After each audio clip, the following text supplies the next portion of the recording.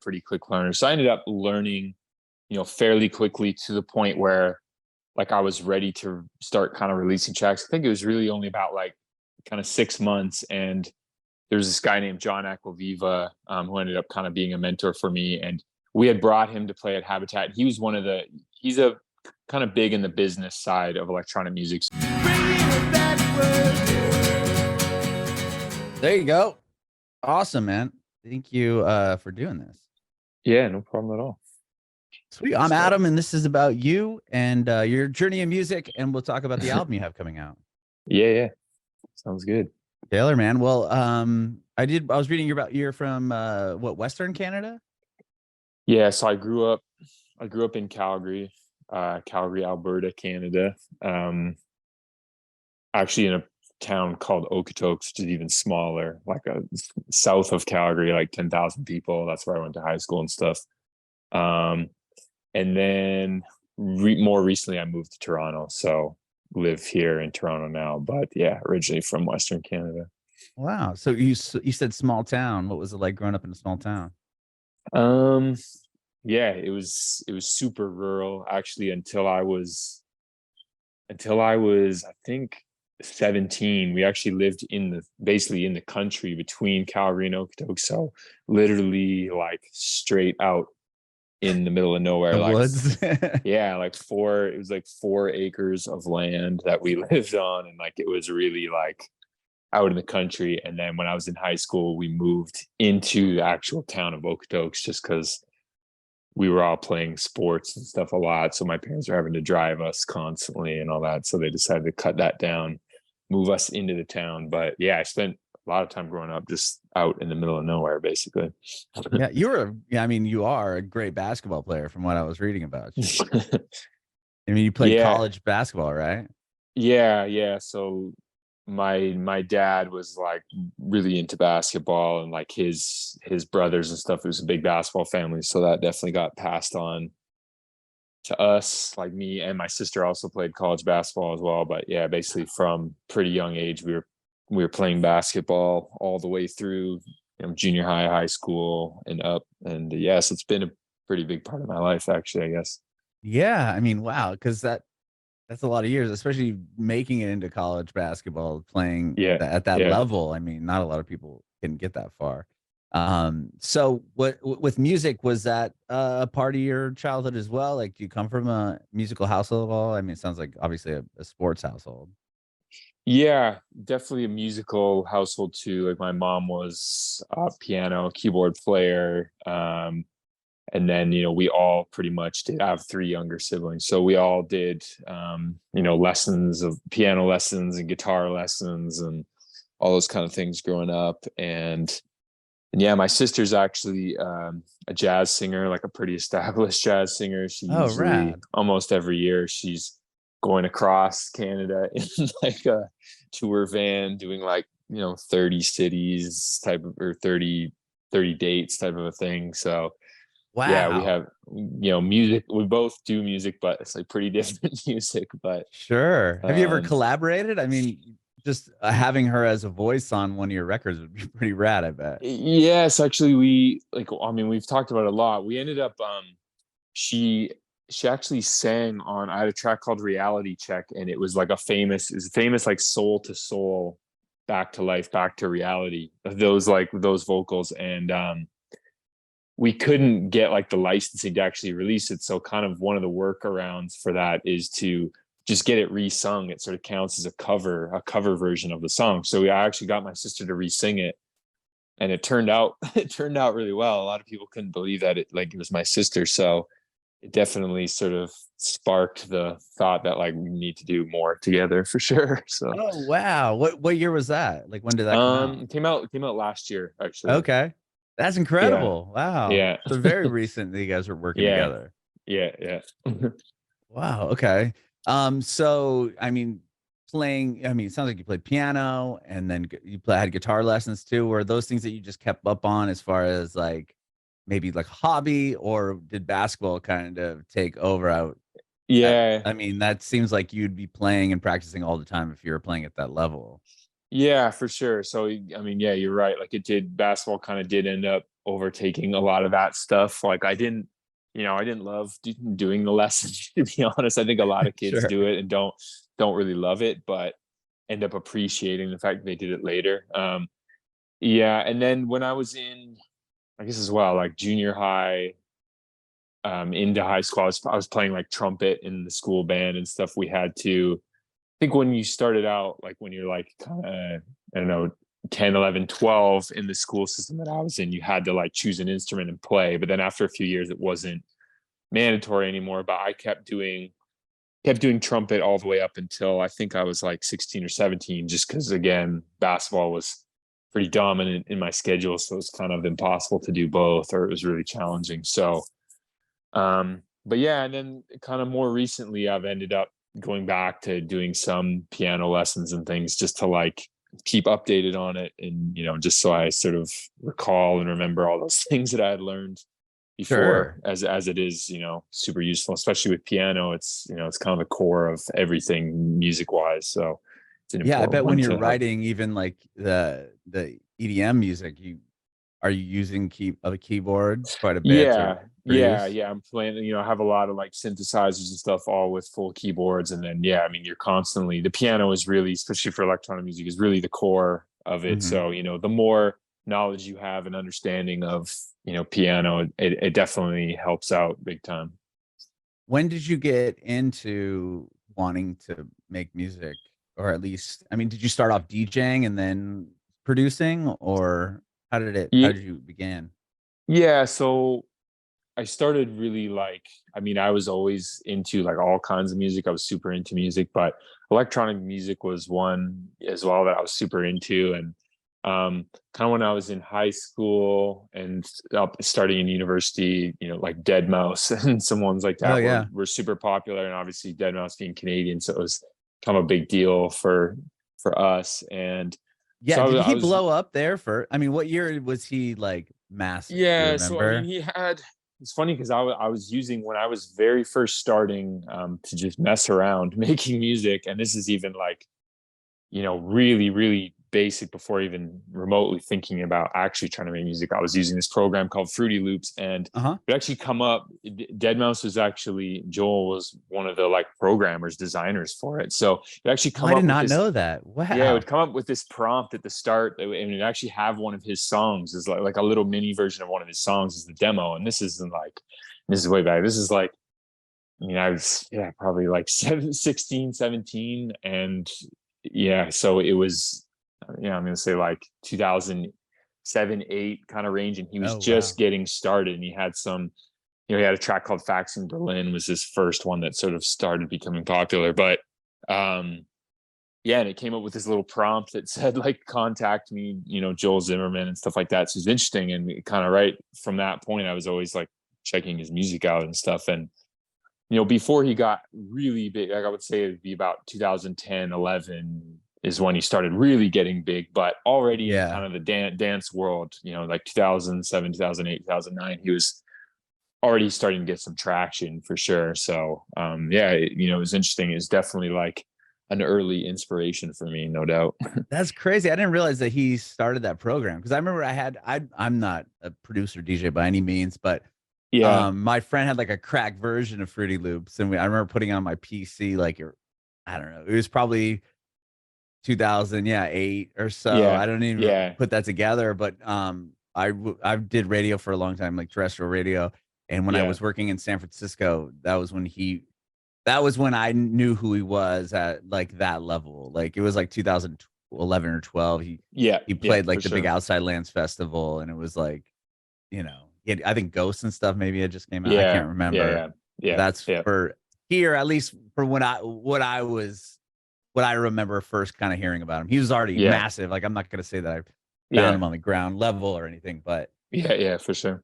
that's crazy. I Yeah. didn't realize that he was part of that. So you had that program, and is that what really kind of got you interested in making Yeah. So music? when I was like in high school, I think I downloaded and was kind of always messing around, and then got into university. And, obviously I was really focused on basketball, but I also really started to take like an interest in DJing. And it started out, I was just kind of playing our, there was a guys team and a girls team. And so, our games would usually be Fridays and Saturdays. And then, typically like on the Saturday night, we'd have like a little party or something like that. Just, the teens and some people we went to school with. So I started DJing some of those little parties and stuff, just kind of for fun, and, started getting really into it. And then when it was time for me to graduate, I told my mom, like, I was thinking about being a teacher because my mom's actually being a teacher. So you do your 4-year degree and then you have to do a 2-year after degree after to be a teacher.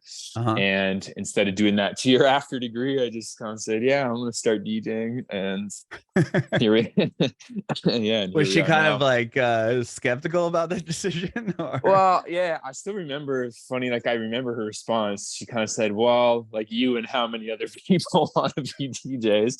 So, I guess pretty appropriate response. But sure. I mean, lucky enough, they've been, super supportive about it. So I think once my mom sort of started to see that I was serious about it, she said, okay, well then get some type of like education. So in Calgary, I actually did just at like it was like a college, like a sort of a tech, like a tech school. And they had this 2-year diploma for like audio engineering and digital audio production. So I did that, and then, kind of been rolling along ever since. And here we are. Awesome. So when were you DJing just parties and such for a while before you started to produce your own music, or when did you kind of go away from that and writing your own songs? So I started basically as soon as I had, graduated, done that 4 years, then I started just trying to DJ anywhere I could, basically in Calgary. And so, it's not a huge city, it didn't have a big music scene. So there wasn't a lot of places, even though really what I wanted to play was electronic music. There's maybe like 1 or 2 places you could even play that in Calgary at that time. So, I was doing everything. I was doing, playing top 40, playing, hip hop, playing whatever, just to like get kind of chances to DJ. And then same about that same point, I started like really deciding I wanted to work on kind of making my own music and that kind of stuff. And then, lucky enough, there was a place at the time, it's closed now, closed during the pandemic, but a club called Habitat in Calgary. And it was the one place for like electronic music. So they're bringing tons of artists that I was super into. And so it gave me that first chance to really play that kind of music and start playing music that I had made and all that kind of stuff. And it really became like a home base for me, where I kind of grew up and learned a lot about DJing and the whole thing.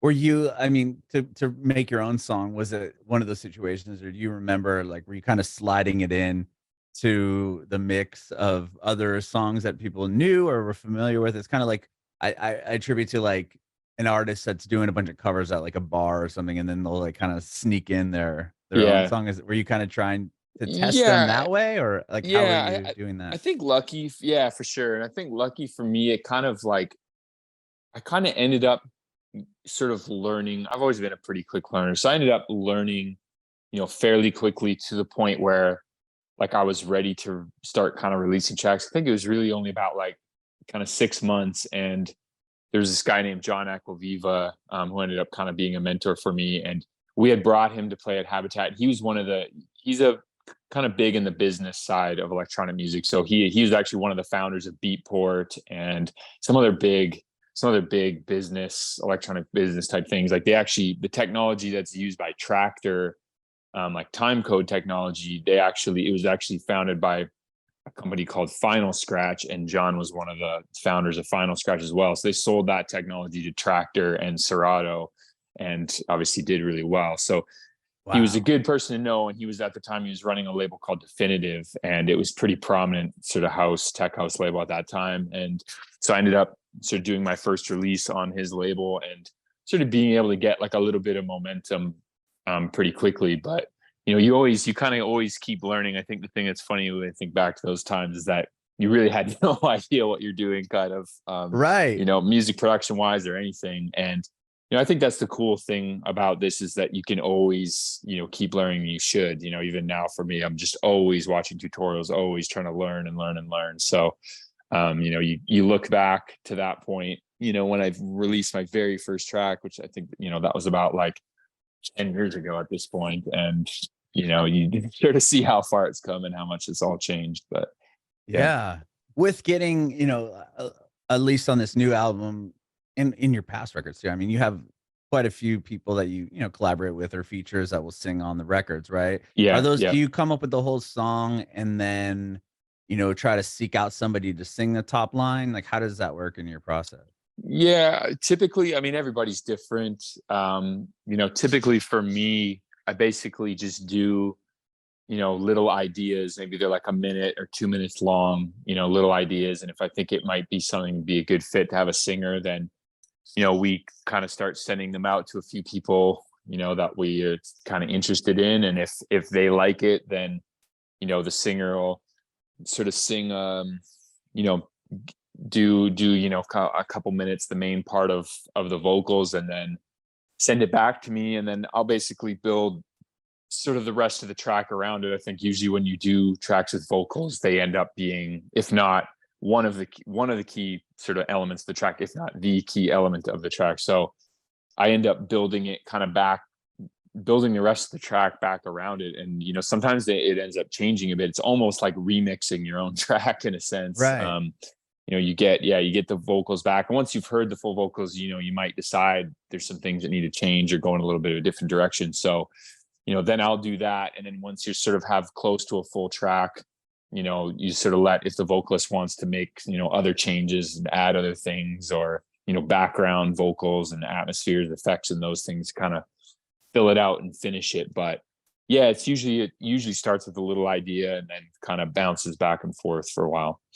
Yeah, so it's a really collaborative process, and because sometimes I this world is like the most unfamiliar for me as far as like songwriting and music goes. Like I love the genre, but when it comes to just creating the whole piece and then putting it out, everyone I think has a different process. So I was always curious to see how, it sounds like it's very collaborative. It's not like, okay, you're going to sing the part over the song and be like, here you go, can you just do this, and then send it back to you. I like that though. Sure. Yeah, for sure. And I mean, the nice thing too is when in the rare time, like I had a track on the album called Follow Me. And we actually did that in person, in London when I was over there for a show, like in the UK. And yeah, definitely there's another level of magic, I think, that comes when you actually get to just be in a room together and working on it, and so, more and more going forward, I think we're going to try, like I'm going to do this in May, just basically block off 3 or 4 days and do sessions with about 8 to 10 vocalists, just because I think when you actually get to sit down in person and sort of give the feedback to each other and all that kind of thing, it works out even just that much better, I think. So oh wow, so that song you're talking about is the most recent one I think you released as a single, right? Follow Me. Okay. Well, I want to get into the new album for sure. I just just real quick on the the other part of the process. I mean, in electronic music, and I feel like a lot of people I've interviewed in this space, like a lot of it will start on like maybe putting the songs up on SoundCloud, or like kind of building an online like relationship with other artists. And it's like even pre-pandemic, like sending songs back and forth, that was already kind of a thing in this world, I feel like, a bit more than in a standard band setting or whatever. Was this session with Follow Me the first one that you had worked in person with someone, or had you done that before? Because I mean, you've been putting music out since 10 years, right? Yeah. So I mean, I've done obviously other collabs that weren't necessarily vocal collabs where you're sitting in person, but I think it was one of the first times, I think, for sure, where like properly sitting with a vocalist in the studio. It was cool. It was actually part of they call them songwriters camp. So Anjunadeep, the label that I work with, they were saying to us like, hey, we're doing, we're going to do this songwriters camp. And for 2 days, do you want to be a part of it? And I was actually like, I don't know anything. I didn't really know what that was, like sort of what was the point of like doing a songwriters camp. But yeah, so we had 2 sessions. We had a morning and an afternoon, and they were sort of pairing us with different artists and vocalists. But yeah, so it worked out really well, and it was a really cool experience. And obviously this track ended up his track ended up coming out of it. So, Wow. you know, obviously it was really worthwhile. And, you know, what's funny, it was a really cool studio situation. There was about, you know, 5 or 6 studio rooms. And, you know, funny thing is actually on that afternoon session, you know, there's a little kitchen and kind of, area where people could kind of lobby kind of area people could hang out, and Skrillex was actually there just hanging out. No way. And I mean, the funny thing is now is he was obviously working on these albums that he's just released. So it was kind of cool. He was standing there eating a salad, just kind of talking to everyone and, you know, saying, oh, he's working on all this new music and whatever. And yeah, obviously it so happens that he must have been working on all these 2 albums that he's just released. Damn, that's wild. How wild to be at the same studio at a, you know, as a writing camp with him of all people. Yeah. Wow. Okay. Well, prior to this writing camp, were you, and when you collaborate with people, how are you reaching out to different singers? Was it via like SoundCloud or just hearing people online or I think just like, for sure. Just all, you know, all those things. I think you just kind of hear vocalists and other, you know, they've done another track and you really like it. So you end up just kind of reaching out and say, you know, hey, like love what you did on this one. And, you know, would love to, would love to work together. You know, it's the same with other artists and stuff too, like other DJs and people, you know, like I'll playing their music a lot or whatever. And then it just kind of ends up naturally to say, oh, hey, well, you know, why don't we try just working on something together type of thing, you know? So yeah. For sure. So the record or the album is called Universal Language. And we were talking about Follow Me, the new one, but was that the only song that came out of that writing camp, or like, tell me about the rest of the album? When did you start working on the album? Yeah. So Follow Me was the only one that came out of the writing camp. You know, it actually came together pretty quickly. Like it started as a concept, you know, I wanted it to be an album, but to go together as a DJ mix. So, you know, it's coming out as a full mix that goes together like 1 hour, and you know the tracks are really intentionally made to flow and work together as a DJ mix. It's kind of a lost thing now. You know, it used to be more common, you know, before. It's a little bit more old school, but you know, these kind of mix albums. But you know, I think especially like coming out of the pandemic, everybody is really, you know, sort of back to just partying and having fun and going to clubs again. So definitely wanted to do something that was really like club oriented and live, you know, live DJ show oriented. So yeah, and you know, luckily Anjunadeep was super supportive about the idea, the concept. And you know, I started basically be like in the summer last year, I kind of had one, I think it was about July, I had 1 or 2 tracks that I felt like could be some of the key ones. And then started doing the rest, building kind of the rest around it. And, you know, it was done in about November last year. So it mostly, you know, came together pretty quickly once I sort of had the core kind of anchor ones and, you know, helped give me kind of a sound and direction for the rest of it. Yeah. Cause then I love that it goes in like, it kind of flows through like a whole, like as a whole DJ. So if you put the record on, it's just going to go all the way through and seamlessly move from one song to the next. Which is like an art I feel like isn't really there as much anymore.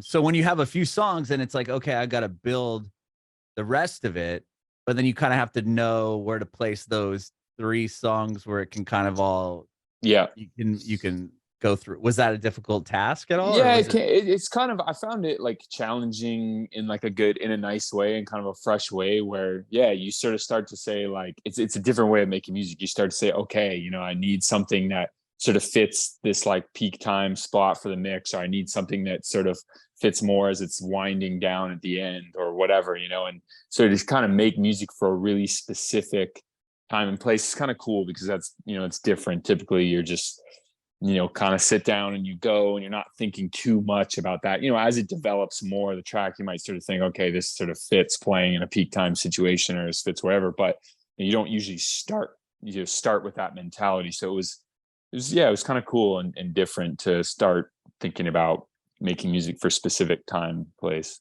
Yeah, it's like more you have to be pretty intentional about what this song or sound is going to do to fit it within the 2 places. I think that's cool. It's almost like you have a puzzle and you have to kind of put it all together to make the full picture. That's Yeah, awesome. 100%. Yeah, that's a cool way to put it. Actually, I never Yeah. thought about that puzzle. Well, instead of just going in and being like, okay, I have 15 songs. These are the ones Yeah. I want to be on the album. Now let me Yeah. sit here for X amount of time to figure out where 1, 2, 3, 4, 5, 6, whatever land. It's like you know where these songs are going to be and kind of filling it in. That's a really cool concept. Yeah, 100%. And you got a huge tour coming up. Are you planning on just like with an hour or however long the album is, time that runs seamlessly? Is that something you'll play the whole album? So I'm actually partly, so I'm about, we decided to do the concept to be a little bit different than a typical like album tour because it was really club oriented.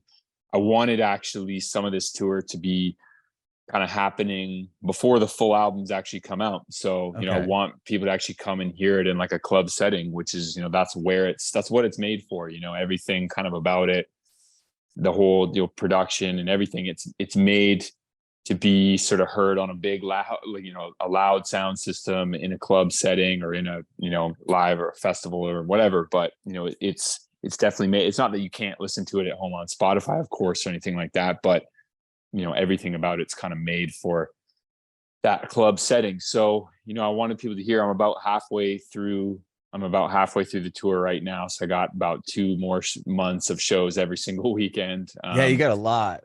Yeah, but I think like I'm not just playing the album sort of straight through as 1 hour. I'm definitely playing basically all the tracks in there as a DJ mix, but I'm typically playing like 2, 3, sometimes 4 hours on some of these shows. So, I'm having them kind of, the tracks interspersed kind of in there throughout, when I'm playing and stuff. And, and being more of a DJ, like I do play lots of my own tracks, but I definitely play some, other people as well. So it's a big mix, and I like playing a big range of music too. So if it's a 4-hour thing, you kind of go through a pretty big range of music. Yeah, that's awesome. And then especially being able to kind of mix in other records throughout you kind of, it's almost like in real time, you have to kind of feel the crowd out as well. Not only like, are you testing some songs that people haven't heard, playing your own originals, but then it's like, okay, where should I slide this bit in? Like you're almost programming the set. 100%. It's definitely like DJing. That's the thing is I'm not like a lot of these tour spots, depending on where it is, like what I'm playing can be pretty different, like a lot of the North American, like smaller cities, for example, the Anjuna fans, they come from above and beyond. They come from like a trance background and they like that kind of thing. So, I might tailor it a little bit towards them. But then, for example, I was playing in like Argentina in February, and they love groove, and they love, kind of dancing and different vibes. So, you kind of end up tailoring it a little bit more towards that. Every city sort of has their different kind of thing. And now I've DJ'd enough, you start to get kind of a connection and a vibe with, with all the different cities and kind of what they're about. Yeah, I bet that's hard because it's not like a band situation where you're going to come in and people are going to show up and you're going to play the set that you play on the whole tour. It's like you have to cater your set list and what you're doing to if you're in Atlanta versus Chicago versus wherever else. Like you have to kind of understand, and that what comes from just repetition and time in these markets. Yeah, for sure. And I think it's experience, as a DJ and stuff. I like typically for me, I kind of connect since, especially with this album too, there's a bit of an old school vibe to it. And, I like, it's like sort of some vintage, some classic things done in a new way. At least that's kind of the goal. But, for that reason, I typically, especially in like North America, I tend to connect better with the cities that have a bit more of that club sort of culture and history, like New York, right, is a perfect example. A lot of club heritage and culture there. So, the people, even, younger people that are getting into it, they're sort of thrown into this like club culture already. And they sort of get, they learn about it more quickly than like other places, so typically for me, those type of ones I connect to a little bit more. But it's just an experience thing, and going and being in these cities multiple times, and you sort of start to get you sort of develop a bond and kind of a connection with the city and the crowd and what their vibe is like. But that's what DJing, really the art of DJing, is all about, is is, you know, just being able to read people, read the situation, and understanding, and being able to kind of tailor it and move and go in different directions. Yeah, I love it, man. Well, I appreciate your time, Simon. Thank you so much for doing this. Yeah, no problem at all. No problem. Thanks for having me. Yeah. I have one more quick question before I let you go. I want to know if you have any advice for aspiring artists. Yeah, it's a good question. You know, I think like, you know, the cliche kind of statements are, you know, do your own thing and, you know, find your own sound and like, but, you know, I think there is like definitely truth to that. I think like you know, I use myself as an example where I have so many different influences, not just even electronic music. You know, I loved rock music growing up and I loved hip hop, and, you know, playing basketball, hip hop and is really tied, you know, basketball and hip hop culture really closely tied. So I grew up listening to all that stuff. I think, you know, you take those influences, all the different things that you like, and when you put all those together, you know, you end up having something that's, you know, different and unique than what everyone else is doing. And, you know, I think, and that's okay. And that's something you got to go for and keep pushing through, rather than it's really easy to, you know, kind of copy what other people are doing, and all the thing that's currently popular, you know, at the moment in electronic music. You know, there's a lot of people that copy those things, but I think if you sort of take all the things that you're into and put it together and, you know, work on it, you develop a sound that's unique, you know, with your kind of characteristic to it, you know, that always ends up going a lot further and being way more genuine for, you know, fans and listeners than if you're just jumping around and trying to copy, you know, whatever is popular at the moment type of a thing.